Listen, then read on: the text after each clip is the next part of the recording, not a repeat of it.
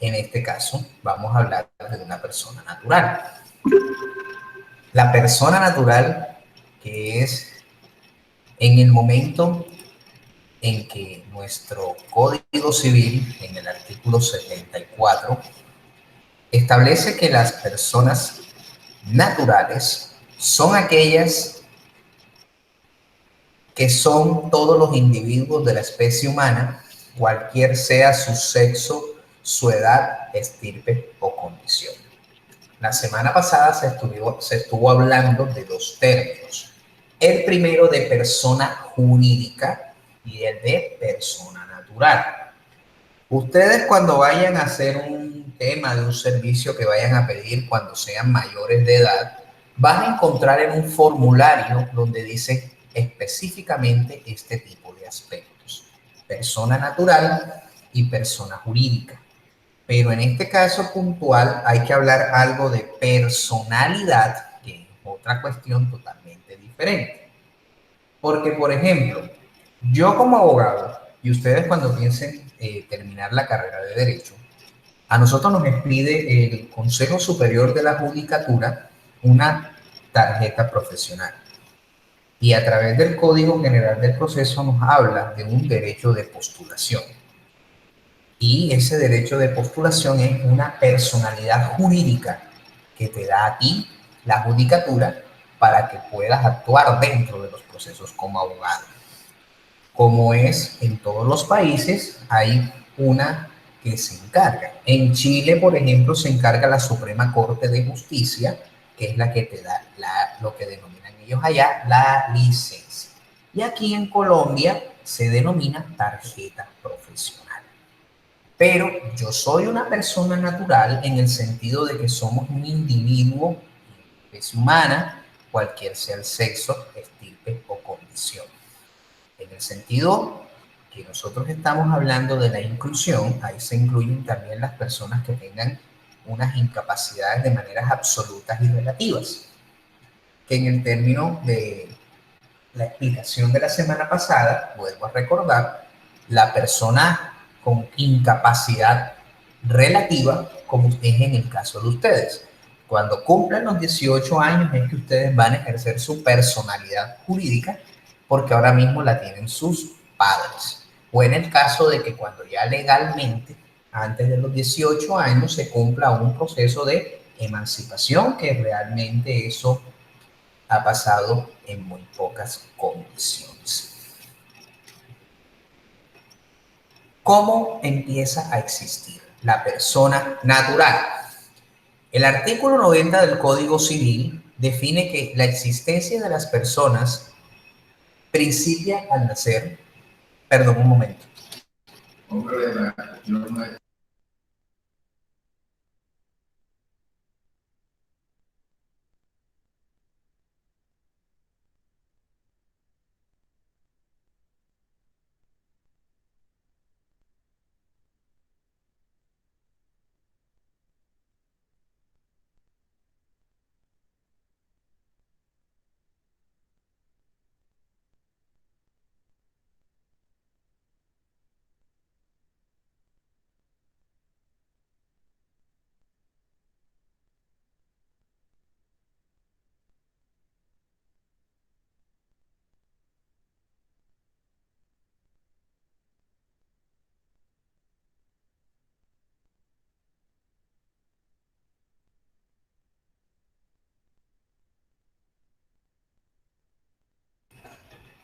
Bueno, listo. Entonces, el artículo 90 del Código Civil nos establece de que las personas existen desde el momento de nacer. En el momento de nacer y es al separarse completamente de su madre.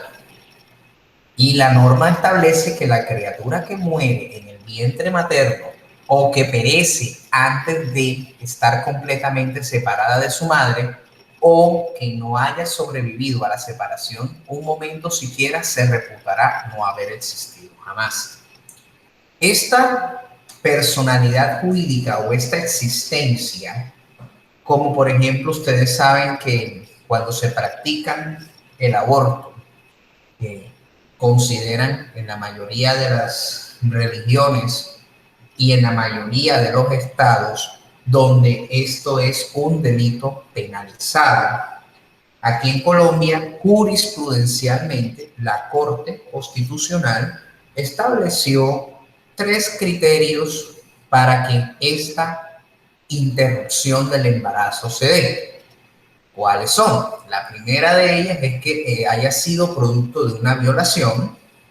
El otro, si el feto al formarse, al hacerle todos los estudios pertinentes, encuentren de que... Una malformación. Aló, ¿sí? Cuéntame. Que tenga una malformación o que no vaya a vivir su vida plenamente. Eso es. Y Y la la última causal es que, perdón que lo interrumpa, la última causal es que la vida de la madre se vea en peligro, ya es sea correcto. físicamente o mentalmente. Eso Y en estos momentos, pues la mayor parte de los abortos se realizan por la última causal, porque muchas veces a la hora de hacer los análisis médicos, porque para poder realizar un aborto, pues obviamente pues se hacen análisis médicos para saber si la persona gestante es capaz de poder tener el hijo o porque no lo quiere tener, pues obviamente se tienen en cuenta muchos, pero muchísimos puntos, o sea, o sea, son cosas muy puntuales, como por ejemplo hay un término eh, que se llama, espera un momento, no recuerdo muy bien, que es cuando la persona deja de hacer cosas que generalmente hacía. Si no estoy mal, se llama anedonia. Entonces, cosas como estos factores psicológicos, pues obviamente atiendan contra la vida de la persona gestante y automáticamente hace que la tercera causal se vea, pues obviamente, visible en ese caso. correcto. Es que ahí esos casos, el, la Corte Constitucional fue muy elocuente para hacerlo de manera jurisprudencial. Es por eso que la interrupción del embarazo es muy, muy estricta. Entonces, en ese orden que nosotros tenemos, cuando se valida la existencia de la persona es cuando al principio al nacer, pero hay una excepción que en el mismo artículo 90 nos habla, y esa excepción es la protección al que está por nacer. Y esto lo hace a través de un juez de la República. En consecuencia, tomará a petición de cualquier persona o de oficio las providencias que le parezcan convenientes para proteger la existencia del no nacido siempre que se crea de que algún modo peligro. Este precepto legal se da en casos excepcionales donde la normatividad contempla que, por ejemplo, la esposa o hijo extramatrimonial que no haya nacido y su padre fallece, entonces la ley lo protege en cuanto a la sucesión de derechos civiles de manutención, de los cuales se encuentran en efectos diferidos acorde al artículo 93. Y estos derechos que se diferirán a la criatura que está en el vientre y hubiese nacido y viviese estarán en suspensión hasta el nacimiento y que se efectúe. Y el nacimiento constituye un principio de existencia y entrará el recién nacido en el goce de dichos derechos, como si hubiese existido al tiempo en que se defirieron, y en este caso el artículo 90 pasará esos derechos a otras personas como si la criatura no hubiese existido jamás. Ustedes saben que en muchísimos aspectos de la vida esto sucede cuando, sobre todo, a los que les gustan las telenovelas, nuestras madres que nos gustan las telenovelas, decían, no, las novelas son casos de la vida real. Eso es algo similar, lo que está sucediendo. Sucede en el momento en que si hay una familia adinerada y resulta de que uno de los hijos entra en franca rebeldía y hace, como dicen coloquialmente, un atentado a la familia, haciendo relación extramatrimonial o sin casarse, o cualquier otra circunstancia, más que todo en las mexicanas, donde separan a las criaturas, las separan del vientre y después cuando nacen también lo mismo sucede, que aparecen después reclamando las herencias. Entonces, el Código Civil protege esa circunstancia en el sentido de que si una persona a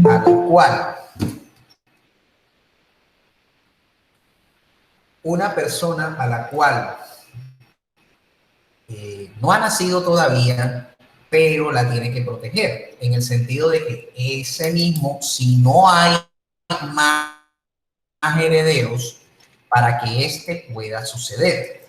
Caso de que las familias adivinadas llegan solo a tener un hijo, pero resulta que ese único hijo se accidenta en un accidente de tránsito o en un accidente aéreo o por otra circunstancia fáctica de la causal de la muerte. Entonces protege esa vida para que esa vida suceda o herede todo lo que ha dejado dentro de ese final, para que esa circunstancia se dé ante la parte civil. El fin de la existencia de las personas, pues el artículo 94 expresa de que la persona se extingue cuando ya hay una muerte certificada, lo cual ahora eso se tomará más a profundidad en la próxima clase cuando se hable de la persona o de los atributos de la personalidad a través de un registro civil de defunción. En Colombia hay una historia. En el momento en que nosotros tenemos como historia republicana, la que mandaba la parada era la Iglesia Católica. La Iglesia Católica era la que mandaba. Entonces, la Iglesia Católica era la que hacía antes la función de la registraduría que es en la actualidad. Cualquier persona, para que fuera ciudadano colombiano, tenía que estar bautizado por la iglesia. Aquí todavía no se veía en la Constitución de 1896, no se veía la protección y la libertad de culto. Entonces, la Iglesia Católica era la que mandaba. Si no existía la partida de bautizo, no eras ciudadano colombiano. Cuando te casabas, se emitía la partida de matrimonio. Y en la muerte sí, eso era certificado antes, era por una autoridad de intendencia o de una comisaría. Porque en el territorio en ese entonces se dividía de intendencias, departamentos, intendencias y comisarías. Tanto así que San Andrés y Providencia era una intendencia para la época. Entonces, ellos eran los que mandaban. Cuando hubo la transformación estatal promovida por la dictadura de Gustavo Rojas Pinilla, crean la Registraduría Nacional del Estado Civil. Ahí es donde primera vez se da la cédula de ciudadanía. Se da la creación del registro civil de nacimiento, el registro civil de matrimonio y el registro civil de defunción. Ahora, cuando se crea el estatuto de registro en el año 1970 y las escrituras se crean el estatuto del notariado, establecen de que las sucesiones por causa de muerte ya se pueden hacer por una notaría.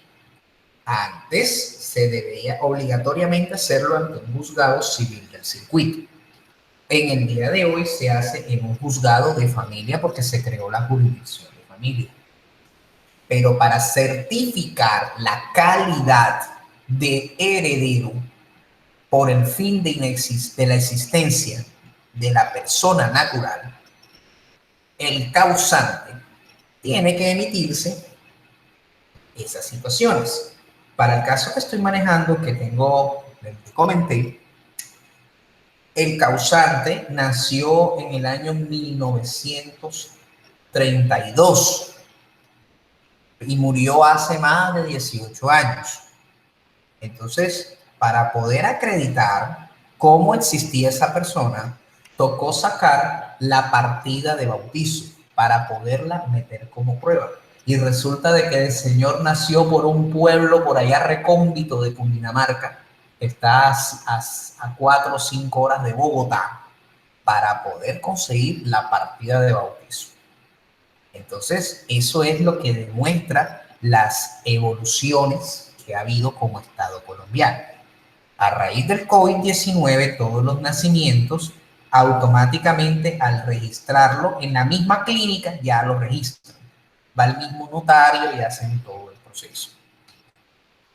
Entonces, tenemos acá que la muerte, tenemos que saber cuáles son los tipos de muerte que existen. El código no la clasifica, pero la doctrina sí la clasifica. La primera de ellas es la muerte por causas naturales. Esta muerte se da, como su nombre lo indica, de causa natural. Una enfermedad puede ocurrir en centros de salud, en vías públicas o en la residencia. Esta muerte se certifica mediante certificado de defunción por médico tratante, con el fin de que sea registrado ante la notaría. En este tipo de muertes, los familiares pueden decidir el destino final, si es una inhumación o una cremación. Profe, ¿Sí? y cuando la persona se quiere realizar la eutanasia, entonces, ¿cómo se llamaría? O sea, ¿cómo lo designan? Bueno, la muerte por eutanasia es una muerte que se da de manera natural, en el sentido de que es una muerte asistida, pero es con niveles médicos. ¿Por qué? La eutanasia está prohibida, ahora jurisprudencialmente también la volvieron a regular y le están diciendo al señor Congreso, legisle, pero el Congreso no tiene las fuerzas para medir sobre esta situación, porque ustedes saben que aquí hay mucha show mediático con la Iglesia Católica, sobre todo por temas tan álgidos como el aborto y como la eutanasia. Ellos no se limitan a decirlo. ¿Por qué? Porque para la Iglesia Católica y como toda religión, el único que puede decidir sobre la vida es Dios. Si ustedes me preguntan a mí en una parte jurídico, yo le digo, listo, el que destina la vida es Dios. Pero si la persona que es la que está sufriendo por enfermedad, ya sea por un cáncer, ya sea por otra enfermedad fuerte, que no le permita seguir viviendo y que le pueda estar generándole costos al sistema de salud, ahí es donde se tiene que comenzar a sopesar diversas garantías. Porque hay que ser un poco sensibles en el sentido de que una muerte por eutanasia puede considerarse inclusive más dolorosa para los familiares que la misma muerte natural. Yo sé que Pero, profe, si yo tengo derecho a salud y vida, o sea, eso no se involucra ahí como un apoyo, o sea, que... no, el derecho a la salud sopesa con el de la vida. Y la vida es un derecho universal que es inviolable, que inclusive tú mismo no puedes atentar contra tu propia vida. En el sentido de que si tú atentas con tu propia vida, obviamente sí, ya te cometiste el suicidio o cometiste, la eutanasia es un suicidio asistido. Entonces, ahí es donde cada uno tiene que ver, es en el tema moral y religioso. Aquí en Colombia no está regulado a través de una legislación. Todo lo que ha sido en temas tan controversiales ha sido de manera jurisprudencial. Y es por eso que la jurisprudencia siempre ha tenido que decir, señor Congreso, legisle sobre este tema, pero no lo han hecho hasta el momento. Lo mismo cuando estuvimos hablando en los principios de la familia. En el Código Civil aparece que es un contrato solemne en donde un hombre y una mujer deciden unirse para procrear y ayudarse mutuamente. Ese concepto constitucional que también se encuentra en el artículo 44, donde un hombre y una mujer forman una familia. Entonces ese concepto, la Corte en distintas jurisprudencias se inhibe de dar una decisión de fondo, porque eso es un principio universal y básico de derechos humanos. Obviamente, la libertad para poder, las parejas del mismo sexo no le dan, le hacen unos derechos extensivos patrimoniales, más no de efectos morales. Los, de, los del mismo sexo para formar familia es porque aportó uno de sus genes con otra, de manera biológica, forman una familia. Tanto así que si ustedes se ponen a analizar, Ricky Martin, que es un cantante puertorriqueño, él alquiló vientre, pero él aportó sus espermatozoides para formar a sus hijos. Esos hijos son de él, legalmente, porque se obtuvo de un hombre y de una mujer, como lo establece ese principio universal, que no se puede violentar. Entonces, como en la mayoría de los estados existe el show mediático con la religión, está muy ligada a eso. Entonces la religión le dice, no, eso está prohibido, pero si usted se pone a leer la Biblia, no dice absolutamente nada de eso. Pero sí dice que el que es dueño de su propia vida es Dios y Él es el que decide en qué momento es que usted se va. Si nosotros nos ponemos a hablar de principios bíblicos en estos momentos, pues, si ustedes ven que una persona que duró más de 900 años, que fue Matusalén, bíblicamente hablando, que unos que duraron de 900 años hacia arriba, que ya después que hubo otra palabra, que el Señor dijo que nada más lo máximo que va a durar un ser humano es de 120 años, aunque se ha visto casos de que han durado personas más de 125 años, 127 años, pero eso está en la Biblia.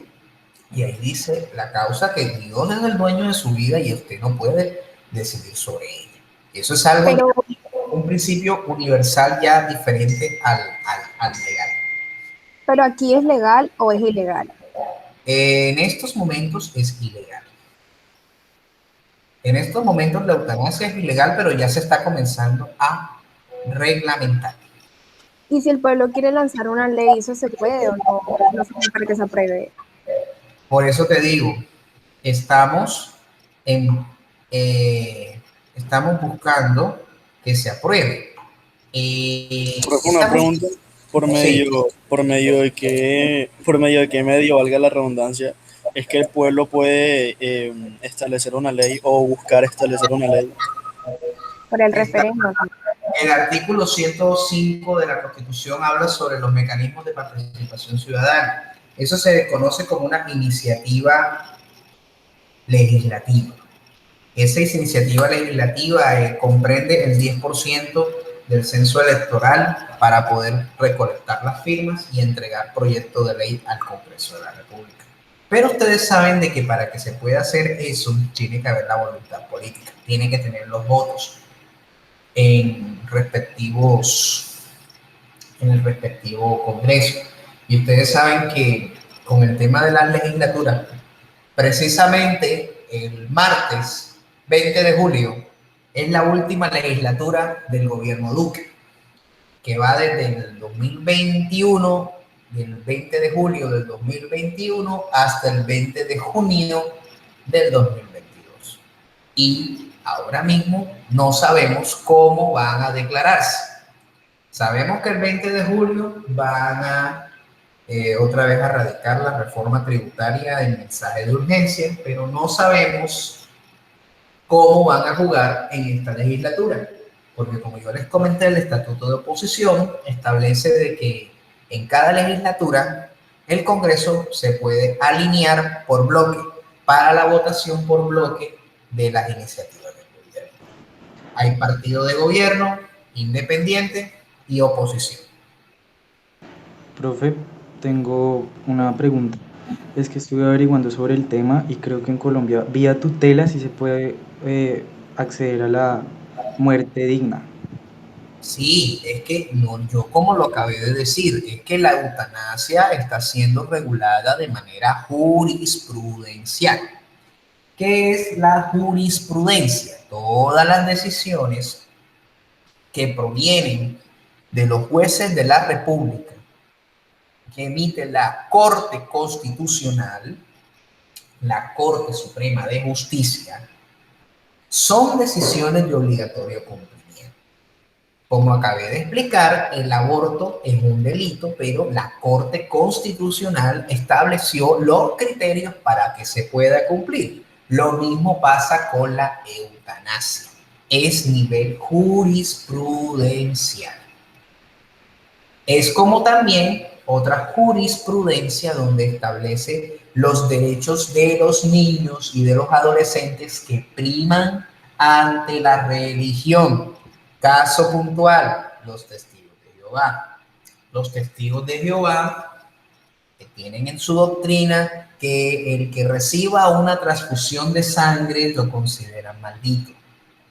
Entonces, es un niño, testigo de Jehová, que hacerle una transfusión de sangre, tuvieron que hacerlo, el anciano mayor no quería, pero en este caso la Corte Constitucional, cuando el bienestar familiar estableció en esa acción de tutela, la Corte Constitucional dijo, bueno, hay un test de razonabilidad y proporcionalidad.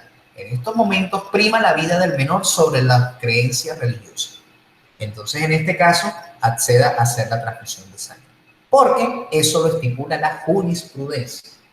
Otro casito también es lo del libre desarrollo de la personalidad en las instituciones educativas. Cuando un coordinador a usted lo exhorta al tema del uso de los emblemas institucionales de manera correcta, a estar bien presentado, no estar cabellón o no estar de otra forma, o estar bien presentado, no atinca contra el principio del libre desarrollo de la personalidad, y la Corte Constitucional también se pronunció al respecto, donde tiene que hacerse un test de razonabilidad y de proporcionalidad. Yo me imagino que ustedes han escuchado a un ex magistrado llamado Carlos Gaviria. Carlos Gaviria, que fue candidato a la presidencia hace más de 200 años, que no quedó y que murió de cáncer.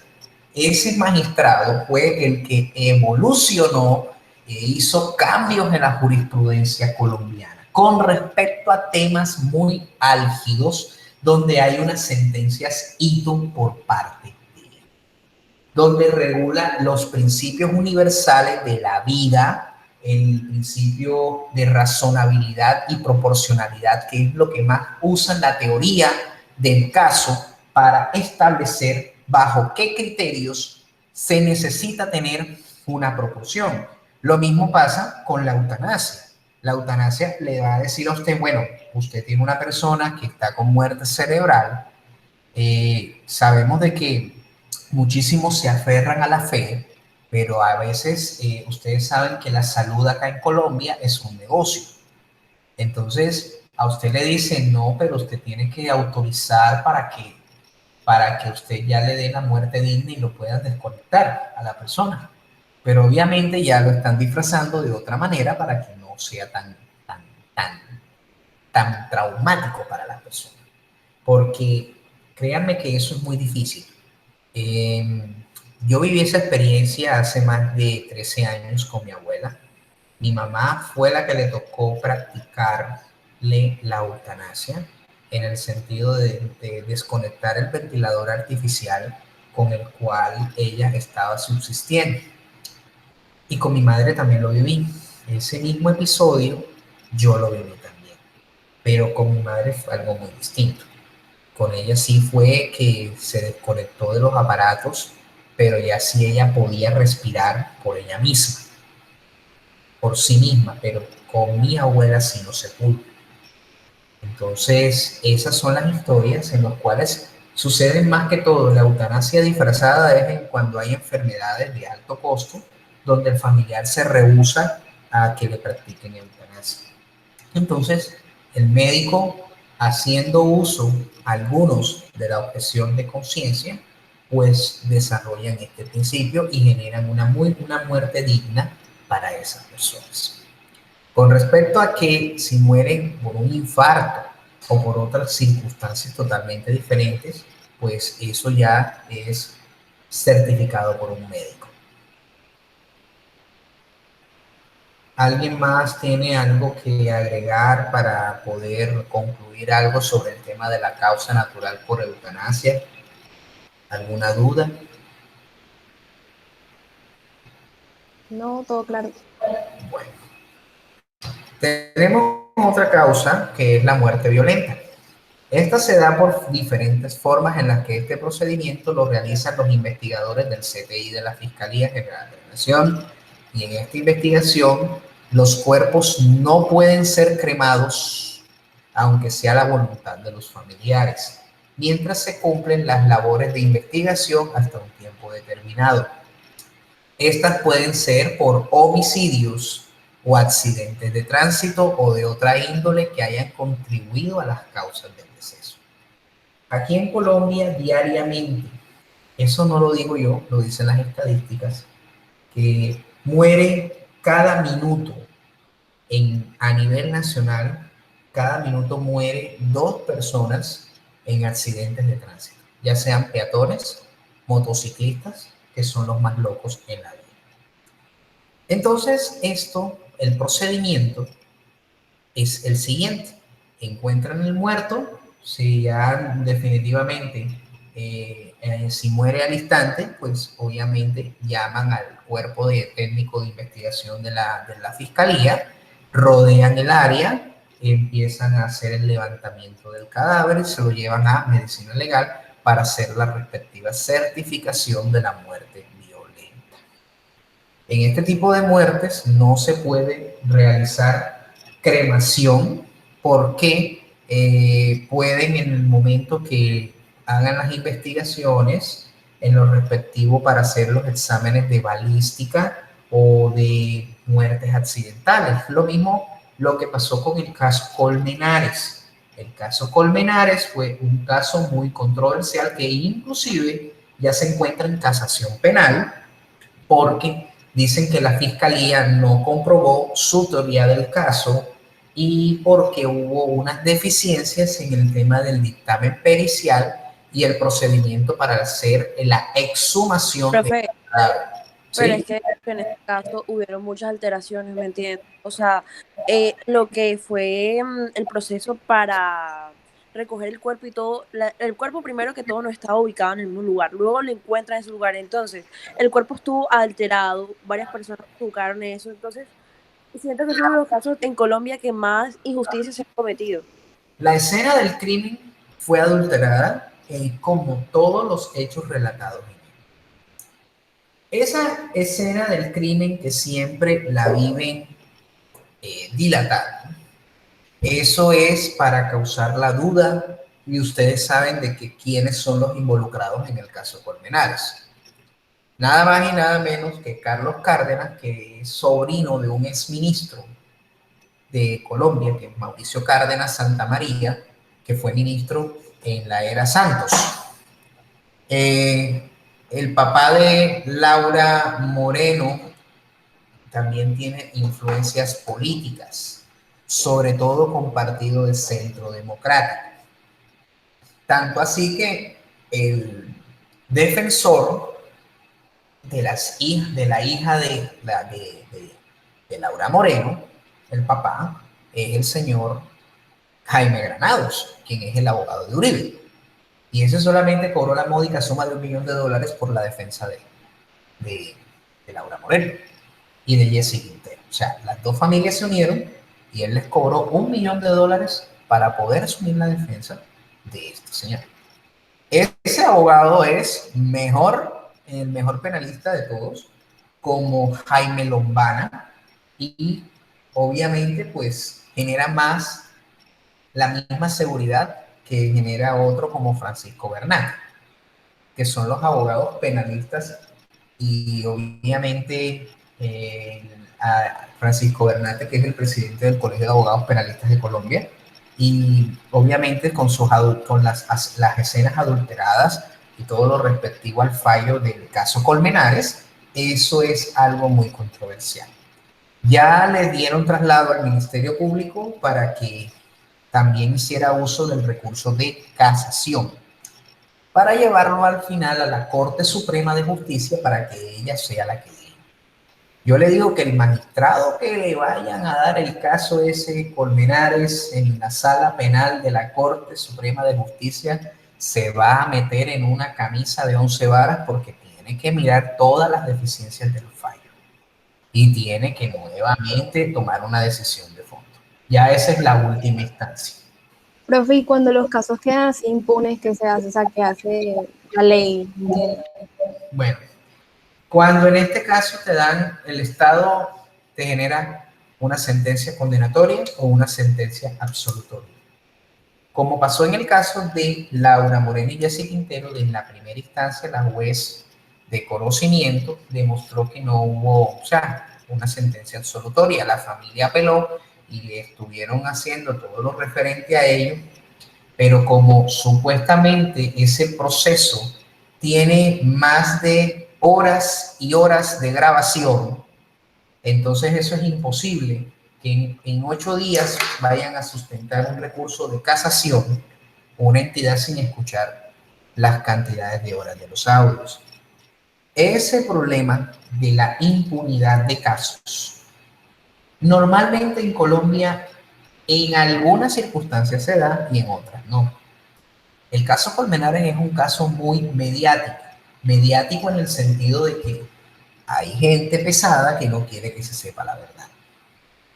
Lo mismo pasa con diversos casos de robo de tierras, de despojo de tierras, que hay gente fuerte que está también, que esas gentes fuertes son las que ponen presidente y ponen senadores.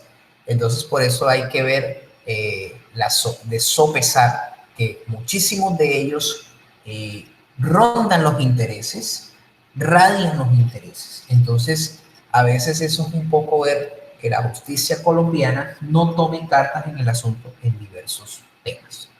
Es por eso que el caso Colmenares ahora pasó a casación, fue porque Jaime Lombana, que fue magistrado de la Corte Suprema de Justicia y también fue magistrado en la Corte Constitucional, pues como él ya se conoce los procesos y sabe cómo es el maní, pues puede ser una sentencia hito constitucional sobre eso.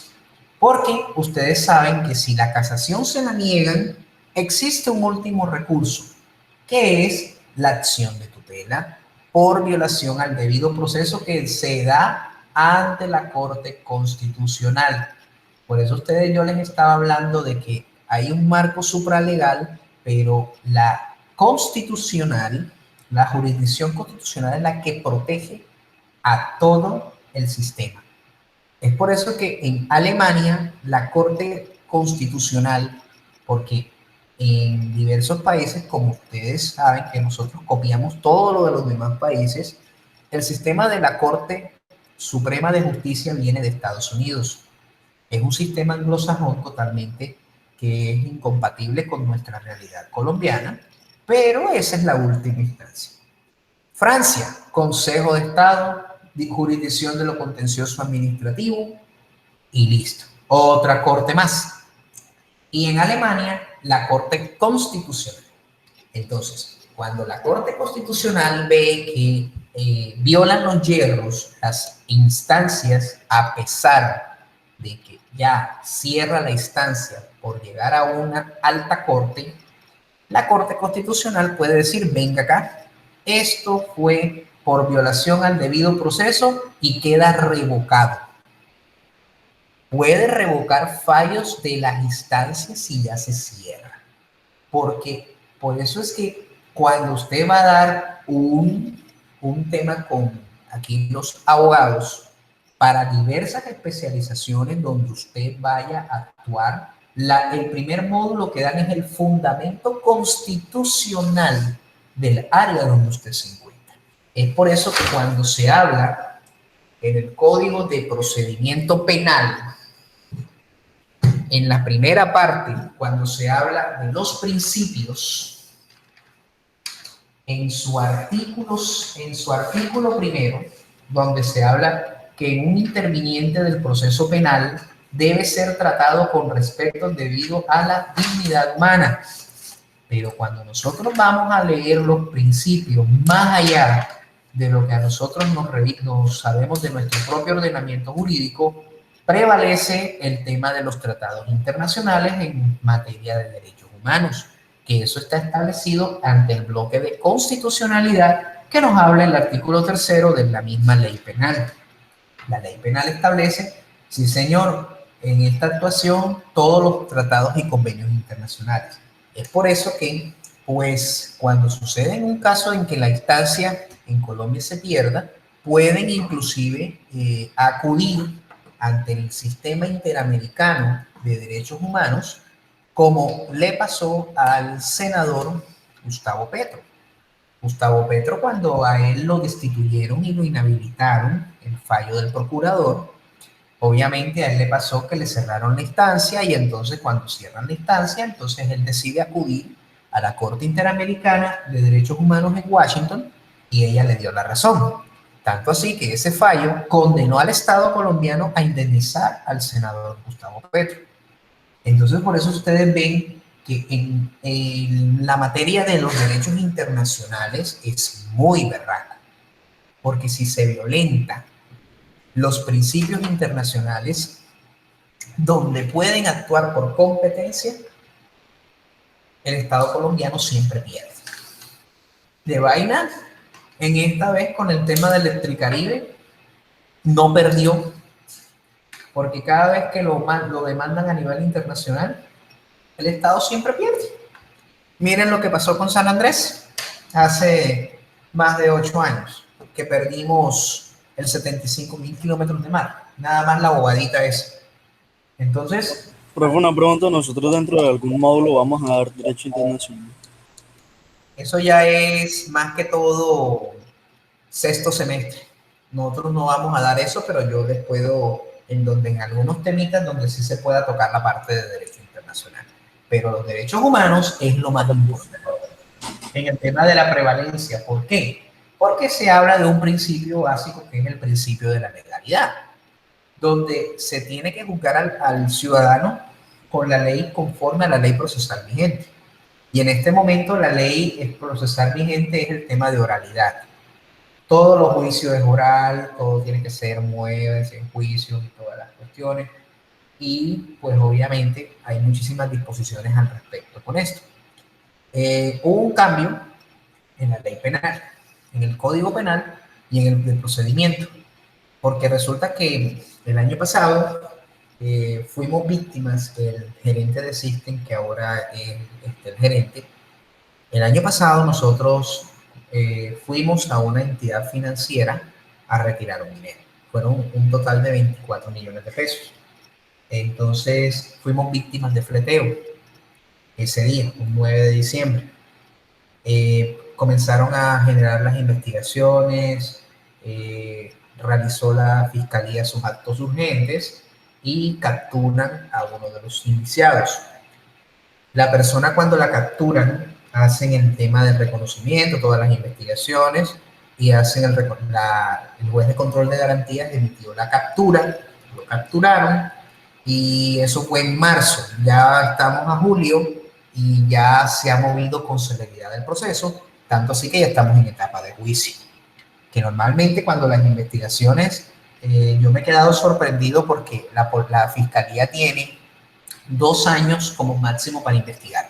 Y cuando hay más de 3, va a 3 años como el término para investigar. Y esta vez fue diligente, la primera vez en la historia que yo veo que es la policía y la fiscalía se movieron, porque inclusive hay procesos que tienen más de 10 años en la fiscalía muertos en los laureles que no se han movido para nada. Entonces son cosas que uno a veces le da tristeza ver en nuestra misma profesión. Entonces ya nosotros estamos en etapa de juicio. Terminó ya la audiencia preparatoria, ya comenzó a llamar la fiscalía a sus testigos y llamó a todas las cuestiones. yo me imagino que el día 12 de agosto, que es la continuidad del juicio, pues me toque declarar en un viernes en la mañana, pero no sabemos si va a extenderse hasta la tarde.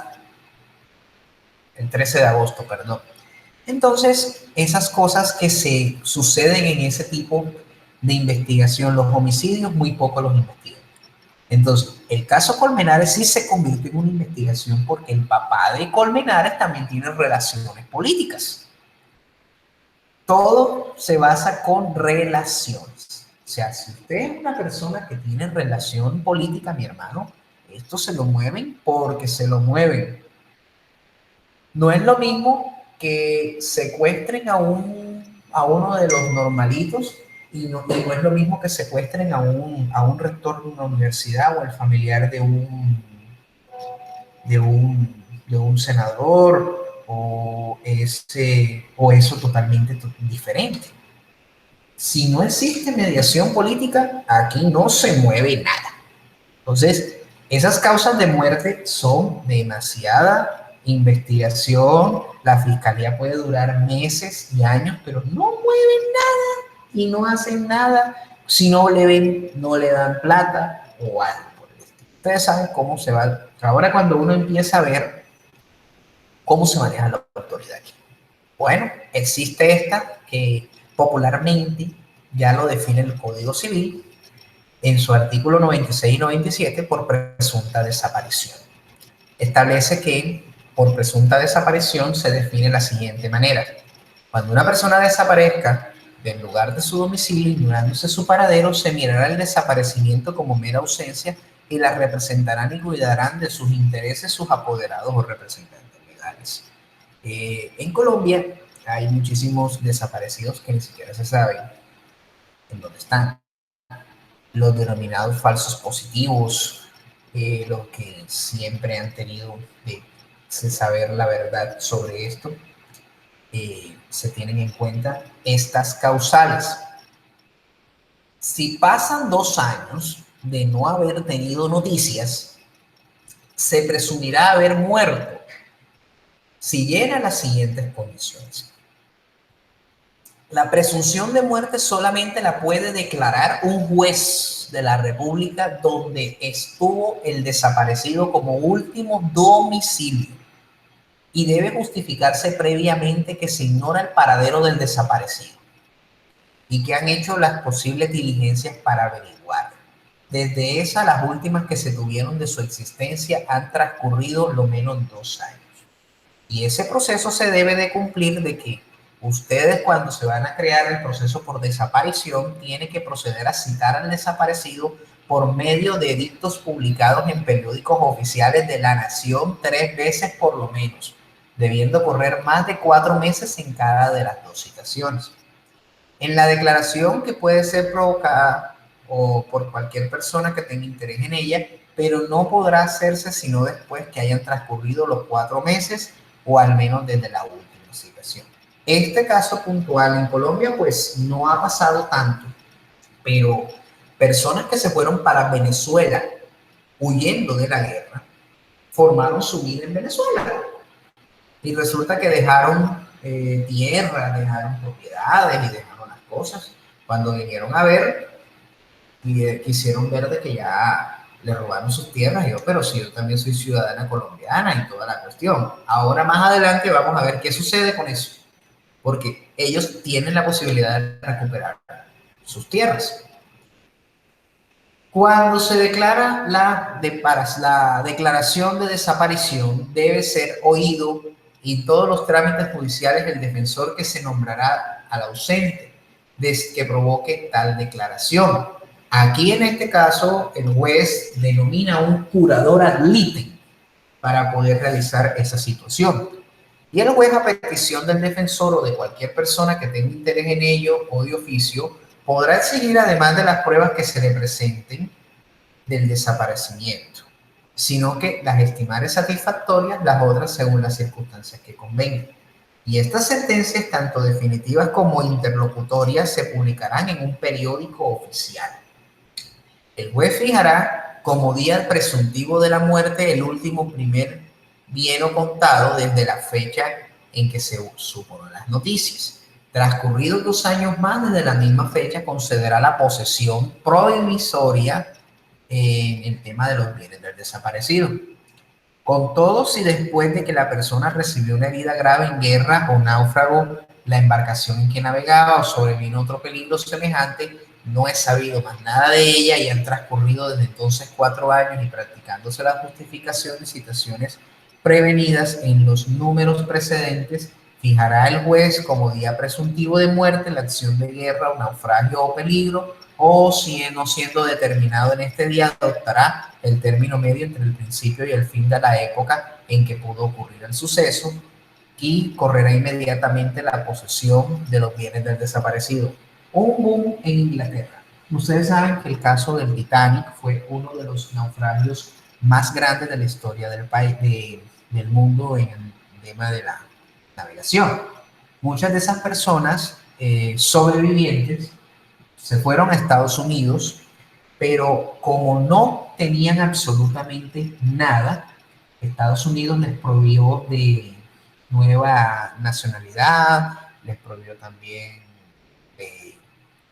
nombres, pero resulta que en Inglaterra, como en ese momento no se tenían comunicaciones como las que se tienen hoy en día de los cables submarinos, de provisión de mensajes, hicieron lo mismo que está pasando aquí, procesos por desaparición. Pero resulta que cuando ya tuvieron la facilidad económica de volver nuevamente a su país, entonces tuvieron que realizar un proceso para nuevamente recuperar sus bienes y recuperar la nacionalidad. ¿Cómo es lo que sucede ahora? El Código Civil lo tiene contemplado en los artículos 108 y 109.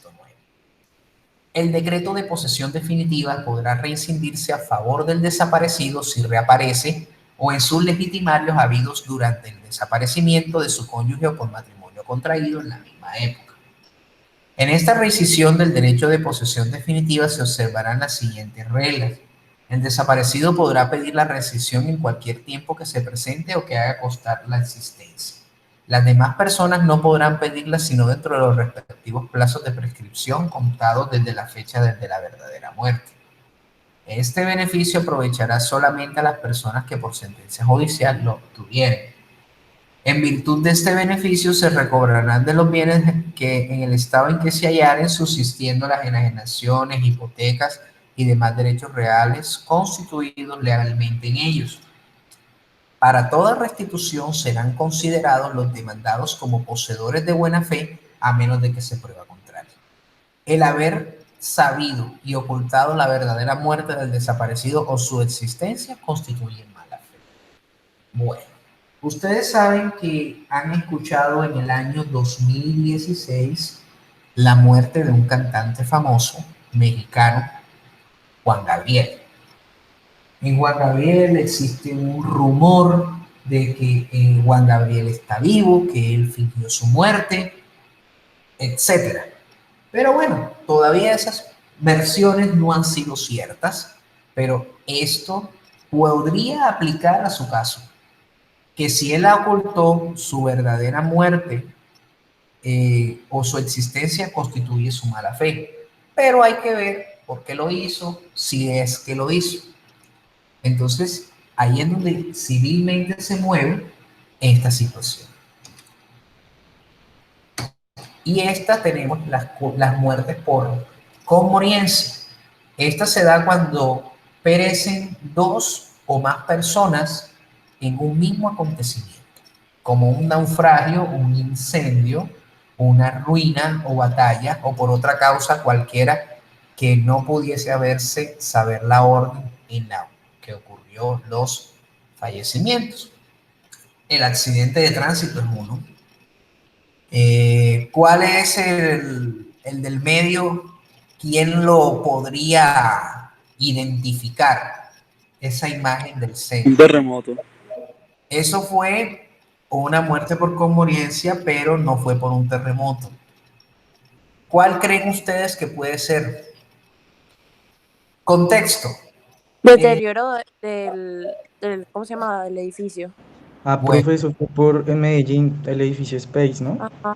Correcto, eso sucedió un día, en una noche que jugó la selección Colombia, Eso donde no es como lo que pasó en Miami, que hubo deterioro de un edificio y se cayó totalmente todo. es correcto, eso es lo mismo también la muerte por conmovencia. En esa imagen traje a colación lo que sucedió en el edificio Space de Medellín. El edificio Space de Medellín en el Poblado, donde el día que jugó la selección Colombia, en la noche, se derribó, se cayó una torre, la torre número 11 del edificio Space, donde murieron los habitantes de esa torre y por eso, por ende, tocó derribar las demás por el tema estructural. Entonces, y la otra, pues, es la famosa muerte por naufragio que también se da con el Titanic. Estas imágenes en la muerte por conmovencia, ellos también tienen un proceso. Todo lo que se tiene como referencia la fecha del suceso. Entonces, esas personas que murieron, pues no se supo el orden como tal de la muerte, pero certifican la muerte por conmovencia. En el caso puntual de lo que estábamos hablando, de lo que sucedió en el edificio Space de Medellín, eso sucedió en la noche, sucedió a las 7:30 de la noche. Pero resulta que en el momento, unas personas, como antes de llegar el tema de los rescatistas, pudieron ellos tener horas de vida en los escombros, pero no lo alcanzaron a rescatar. Entonces, cuando ya encuentran desaparecidos y muchísimos tiempos después, por eso toman como referencia la hora del suceso. Entonces, para poder certificar la muerte por conmovencia. Lo mismo pasa con los accidentes de tránsito. Lo sucedido en Tasajera el año pasado. Las distintas muertes por conmovencia cuando mueren en el instante. Las personas que desafortunadamente murieron en el lugar de los hechos, se puso la hora referenciada al momento del accidente. Pare de contar. Lo mismo con el Titanic, que sabemos bien la fecha, que fue en la madrugada. Indistintamente que la persona haya muerto después de ese tiempo, porque hay personas que sobrevivieron al naufragio y duraron 4 horas congeladas en el agua, pero entonces al momento de ser no se puede certificar en qué hora específica fue el momento en que se congeló. Entonces toman como referencia la hora del suceso, que fue a las 12 de la madrugada, que fue la hora del suceso del Titanic o del momento de la inundación. Entonces, con esto concluimos el tema de cómo introductorio de la persona natural para en la próxima clase ver los atributos de la personalidad. Los atributos de la personalidad, más que todo, consiste en los nombres, los apellidos, la nacionalidad, cómo se obtiene, los apellidos más comunes, los nombres más comunes, cómo la registraduría está ahora mismo evolucionando el tema de la identificación de las personas, el registro civil de nacimiento, de defunción, la cédula de ciudadanía, tarjeta de identidad, la cédula digital. Vamos a ver esos aspectos. Y también, ¿por qué se habla de la capacidad como atributo de la personalidad? Una capacidad para contraer obligaciones y de obtener derechos. Entonces, ¿alguna duda, inquietud o algún aporte que puedan realizar con respecto a lo último que se estuvo comentando de la muerte por conmovencia y por la desaparición?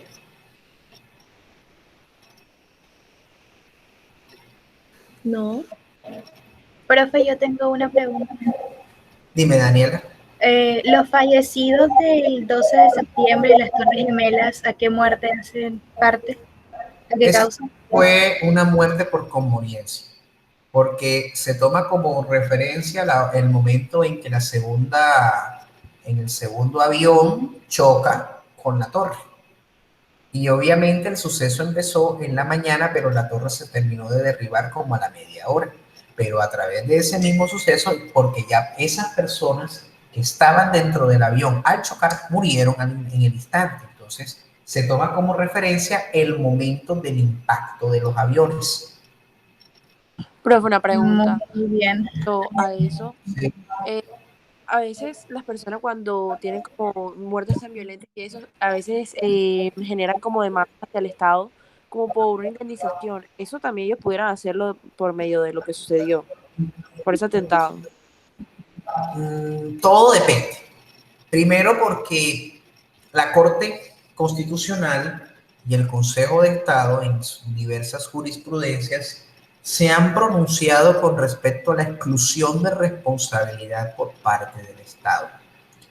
¿En qué sentido? Cuando se habla de casos de fuerza mayor o de casos fortuitos. El tema de responsabilidad o por reparación directa por el hecho de la guerra no se puede considerar ahora mismo como una causal para demandar al Estado. Es una exclusión de responsabilidad, en el sentido de que si, por ejemplo, eso es algo que es totalmente inusual, algo atípico, para que pueda tipificarse al Estado como responsable. Obviamente el Estado es el responsable por todas las cuestiones y las circunstancias. Vamos a poner el caso de Caleb Morales, el cantante. Estaba movilizándose por una carretera donde se podía manejar a 60 kilómetros, iba a 100 kilómetros por hora y se tropieza con un hueco que la administradora de esa vía es el Estado, a través del Invías, y tenía que suministrar el mantenimiento. No lo hizo. Ahí hay una responsabilidad del Estado para reparar, pero existen 3 causales para que tenga. Si se comprueba que hay en la culpa exclusiva de la víctima, como es en el caso de Caleb Morales, el Estado tiene una exclusión de la responsabilidad. Porque el Estado te señaliza a cómo tienes que ir. Y si tú vas a una velocidad superior, vas bajo tu responsabilidad. Ahí sí no puedes culpar al Estado. Entonces, a través de esas situaciones se refleja. Si la familia de Martín Elías quiere demandar al Estado, también va a perder, en el sentido de que hay una culpa exclusiva de la víctima porque el señor conductor de Martín Elías sabía de las circunstancias de la vía y él no podía seguir a una velocidad superior a la que le indicaba el trayecto. Profe, pero no se supone que el Estado debe garantizar seguridad y eso en las vías, entonces Sí, no entiendo. es correcto, el Estado te la tiene que garantizar. Pero para que se te cumplan esos supuestos o esos presupuestos, tú también tienes que mantener el cuidado. O sea, ahí te habla de autocuidado. El tema, por ejemplo, de las protestas. Eso es lo que yo siempre estoy tocando. Las protestas. Si en las protestas a ti, tú estás en la puerta de tu casa, no estás participando de las protestas o estás esperando el bus, te cae un impacto del ojo, lo pierdes. Entonces, la policía me contesta a mí que mi representado estaba en el lugar de los hechos y eso es una culpa exclusiva de la víctima. O sea, eso es como yo le dije yo a la juez en la audiencia, perdóneme con todo el respeto de la contraparte, ¿es que acaso la policía tiene, mi representado tiene una bola de cristal para saber de que iban a atentar con él con el ojo? No. Entonces, en una mala operación que hizo el SMAT, el Estado tiene que responder y salvar la integridad y cumplir los protocolos. Si no los cumplen, automáticamente eso es una falla del servicio que fue sustentada, la falla del servicio, para que pueda ser reparado de manera integral por el Estado. Entonces, el Estado colombiano tiene obligación, pero en responsabilidad del Estado concesiona las vías, y cuando son administradas por los concesionarios, ahí ya es otro tema de responsabilidad civil, contractual y extracontractual. Pero si a ti te advierten las señales de tránsito que hay, preventivas, informativas, prohibitivas, te dicen, usted no puede andar a más de 60 kilómetros por hora por este trayecto, por este tramo, no puede ir más de 60. Entonces, usted sabe que ve la señal, pero como usted quiere ir afanoso, y ahí es donde pasan los accidentes. Eso fue lo que sucedió con Caleb Morales y con Martín Elías. No estuvieron atentos a las indicaciones de las vías, sobre todo las vías del Bolívar y de Sucre, que son las que generan ese tipo de situaciones. Yo he viajado por carretera en Colombia por distintas empresas, Copetran, por Berlinas, Brasilia y Rápido Ochoa. A mí me gusta viajar de noche porque de noche las carreteras están más despejadas. Pero hubo un acontecimiento donde generó un poco de análisis. En ese momento yo me iba para Bogotá por carretera y yo veo esa estaba el bus con sobrecupo, en el sentido de que ya estaba todo ocupado, y yo me fui en la parte delantera con los conductores, y tenían en su camarote tenían a otra persona más. Esos son una empresa Copetran doble piso, y uno se da cuenta. Yo no dormí porque obviamente pues por el tema de que la luz caía directamente y toda la cuestión, pero yo me di cuenta de todo lo que hace un conductor para poder que le rinda llegar en carretera. Se vuelan carros que están ahí, pues obviamente manejan con su precaución, pero en el bus de doble piso, que se siente todo, todas las altibajos y todas las cuestiones, los huecos se sentían, y obviamente ellos llegaban y bajaban a la velocidad de los huecos, porque obviamente ya ellos conocen la carretera. Pero uno se da cuenta las maniobras peligrosas que ellos mismos hacen de adelantar en doble línea continua sin tener. Obviamente si está despejado, pues no hay ningún problema. Pero tú hacer eso a plena luz del día, en curva, eso es muy peligroso. Sobre todo cuando yo venía por la zona de Río Negro, en Santander, un bus de Brasilia casi se va a un abismo por intentar esquivar uno que también en Brasilia, en sentido contrario, para poder esquivar un carro o querer adelantar. Entonces no se encontró con la que en la curva que estaba cerrada, y él intentó hacer el zigzagueo para podérselo adelantar, y no miran esa consecuencia. Eso lo hacen directamente en la noche, pero uno, como va dormido, no se da cuenta de lo que hace. Entonces, el llamado que se hace es que el Estado te previene a ti a través de sus señales de tránsito, que tú tienes que mirar cómo vas a manejar. Es así que ya el Estado se está tomando las riendas nuevamente para que las personas que tramiten licencia a partir de este momento tengan obligatoriamente que hacer el curso de manejo, asistir a clases teóricas y a clases prácticas.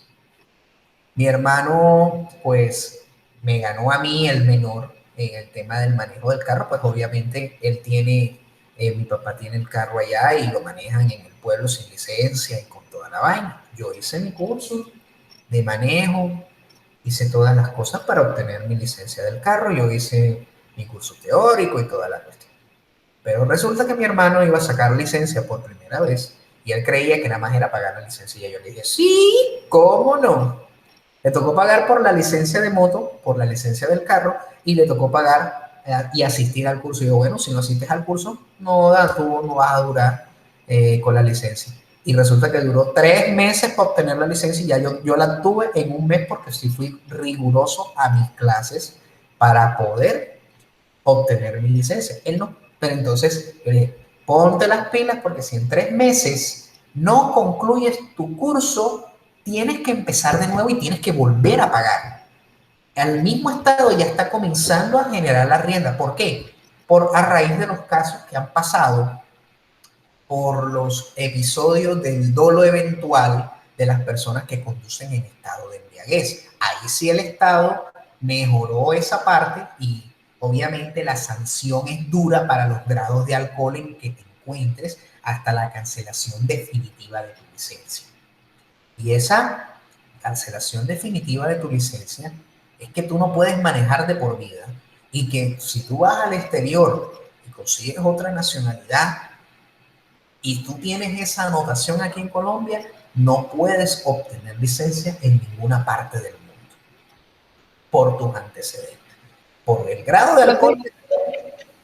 ¿Sí? ¿Qué grado de alcohol es legal, o sea, en la carretera? No, no es que no pueden. Cuando uno toma alcohol, no puede uno conducir. Grado que tengas. Porque hay grado 0, 1 hasta el más alto, que es el 5, el grado 3. Pero es que hay veces que no multan por el grado del alcohol, entonces... La multa por el grado del alcohol, si te cogen que, por ejemplo, una cerveza, ese significa, eso es un grado 0. Te inmovilizan el vehículo, te lo llevan a patios, tienes que hacer un curso y todo, y pagan la multa. El que sigue en el siguiente grado le suspenden la licencia hasta por 5 años. El que va para el segundo grado hasta por 10 años. Pero cuando te cogen un tercer grado de alcohol, te cancelan definitivamente la licencia. Y las multas son totalmente onerosas. Te inmovilizan el carro, lo puedes sacar, pero la multa en el caso del grado 1 equivale casi a 8 millones de pesos. El de segundo grado son más de 36 millones y el último grado son 120 millones. Entonces, por eso es que ahora, con ese nivel de exigencia, y entonces el Estado dice, no, ya hay que ponerle cortapisa porque realmente están sucediendo accidentes. Cualquier persona llegaba, compraba, iba a cualquier academia, hacían los cursos, y le daban su licencia. A mí me la dieron así, hace 10 años la di moto. Pero ahora que fui a sacarla del carro, yo, no señor, venga, usted tiene que hacer el curso. Y le dije a mi hermano, te va a tocar hacer curso. No me quiso creer. Y venga, 1.700.000 le costó a él porque fue carro y moto. Y a mí en carro me costó 1.200.000. Y le dije, te va a costar más porque te van a cobrar el curso por moto y curso por carro. No me lo quiso creer y le tocó. Entonces, primero tuvo que hacer el examen por la categoría de moto y esperar 15 días para hacer el de categoría de carro. Y después 10 te toman huella, con todo a la entrada, huella a la salida, huella al hacer el examen, huella al salir del examen. Cuando tienes la clase práctica, te toman la foto al entrar y al salir del carro. Ese sistema está integrado. Tanto así que cuando te vas a hacer los exámenes para el examen psicomotriz, es el mismo sistema, tienes que poner la huella, o sea, absolutamente el sistema totalmente diferente. Entonces generan la licencia, te generan el plástico por las categorías que puedes manejar y cuando hay una actualización tienes que volver a pagar el examen y volver a pagar el plástico. Y si tú te operas los ojos, como es en el caso mío, que si yo me quiero operar y yo tengo mi restricción, dice conducir con lentes, esa restricción yo tengo que demorar 6 meses para poderla quitar. Entonces, tengo que mandar a hacer otros lentes que no me vayan a tener aumento, pues mientras... Listo, Farid, puedes salir. Entonces, esas son las situaciones en las regulaciones estatales que nosotros tenemos y son de estricto cumplimiento para que haya una protección cuando ya hay muchísimo que el Estado le está reclamando. Es por eso que cuando se hablan de los peajes es por el mantenimiento de las vías. Usted va a una vía en Santander, en Río Negro, donde destrozaron el peaje y en el Playón, que yo soy de por allá, mi papá, esa vía usted la recorre y está llena de huecos durante todo el tiempo. Y hay 2 peajes, uno en el Playón y uno en Río Negro a 15 minutos, o sea, 2 peajes y esa vía está vuelta a un desastre. entonces no se justifica. Ahí ya se está demandando la concesión para que responda por todos los huecos que tiene la vía. Eso se tiene que encargar la concesión directamente si está concesionada la vía o si le pertenece al Estado. Cuando le pertenece al Estado y el accidente es por causas del mal estado, sí el Estado tiene que responder. Pero si está concesionado, responde en garantía el concesionario.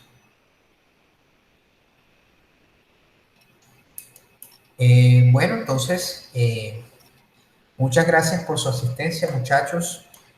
Nos vemos la próxima semana a las 2 de la tarde también. Continuamos. Profe, usted pasó lista. Sí, pero la persona que iba entrando, yo la anoté. No hay ningún Ok. inconveniente. Sí, dije, bueno. Bueno, listo. Muchas gracias, muchachos. Que estén muy bien. Buenas noches, profe. Buenas tardes, Chao. profe, tenga buen día. Hasta luego, profe, buen día. Buenas tardes.